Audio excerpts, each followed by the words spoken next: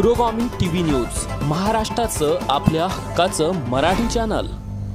4 विधानसभापैकी RV विधानसभेमध्ये मयुराताई काळे, विशेष म्हणजे खासदार अमर काळे यांच्या पत्नी। आपण या क्षेत्रामध्ये जाणून घेऊया त्यांचे मत अध्यक्ष, तालुका अध्यक्ष साहेबांकडून। सर, कोणते विषय घेऊन तुम्ही आलेत? प्रथमतः आपलं नाव।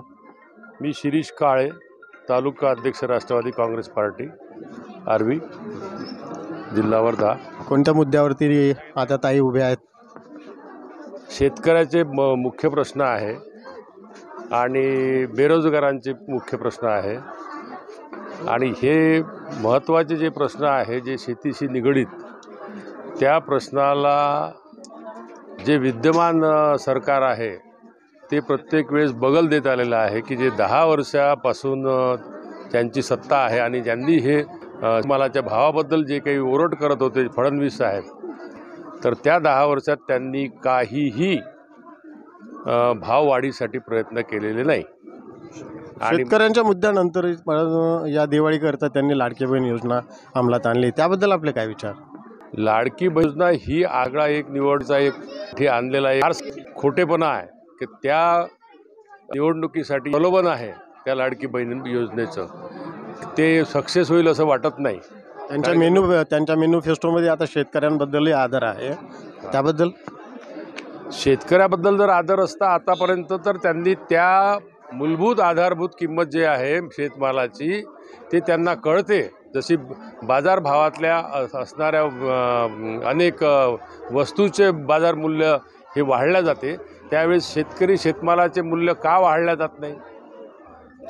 ज्यावेळेस 4000 रुपये आहे 14 साली बाजार मूल्य, तुम्ही त्याचं MSP ठरवता ती 4142 ठरवता आणि तुम्ही आता फक्त 4800 रुपये ठरवलेली आहे आणि त्याचं नाफेडचं मूल्य तुम्ही हे करत नाही। म्हणजे ज्यावेळेस तुमची खरेदी आहे ही खरेदी तुम्ही पूर्ण माल शेतकऱ्याचा बाहेर विकल्यानंतर तुम्ही 1 वर्षानंतर आपल्या 1 महिन्यानंतर त्याची तुम्ही 2 महिन्यानंतर खरेदी करता, म्हणजे हे काय आहे?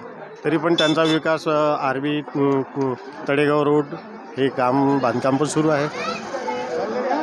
अहो, या बांधकामासाठी लागणारा जो अवधी आहे हा एक रोड बांधण्यासाठी 10 ते 12 वर्ष लागते का? हा इतक्या दूरचा प्रवास जर तुम्ही एका छोट्या छोट्या गोष्टीसाठी जर ठेवला तर हा विकास म्हणायचा का आपण? हे विकासाच्या दृष्टीने हे सगळे चॉकलेट यांनी आतापर्यंत दिलेले आहे। आज सगळ्यात महत्त्वाचं आहे की आरवीमध्ये त्या रोडवर, आरवीची सगळी जनता ज्या रोडवर तुम्ही आपल्या ज्या रोडची गोष्ट करता, आरवी तळेगाव रोड, तळेगाव पुलगाव रोड, यामध्ये 15 मृत्यू झालेले आहे। 4 फिमेल आहे आणि 11 मेल आहे। या 10 वर्षात झालेल्या आहे की त्या शिलाराम मंगल कार्यालयापासून तर आपल्या मॉडेल हायस्कूलपर्यंत 3 मुली वारलेल्या आहे ॲक्सिडेंटली आणि 1 बाई वारलेली आहे आणि 11 मृत्यू झालेले आहे या 11 वर्षात। विकासाचा महामेरू म्हणून केशे साहेबांना म्हणाले होते, पण ते अशा विश्वस्त माणसाची बदल इतरांना दिली, त्याबद्दल आपले मत? तो त्यांच्या पक्षाचा प्रश्न आहे, त्या प्रश्नावर त्यांनी तो काय निर्णय घ्यायचा तो त्यांचा प्रश्न आहे।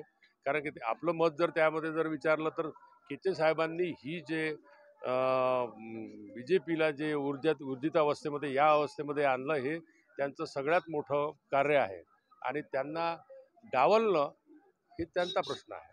त्यांना डावलायला नाही पाहिजे होतं। कारण ठीक आहे, आपण महिलांबाबत महिलांनाच आपण विचारूया। आपलं नाव? अंजली शिरीष काळे। आपण मयुराताईच्या?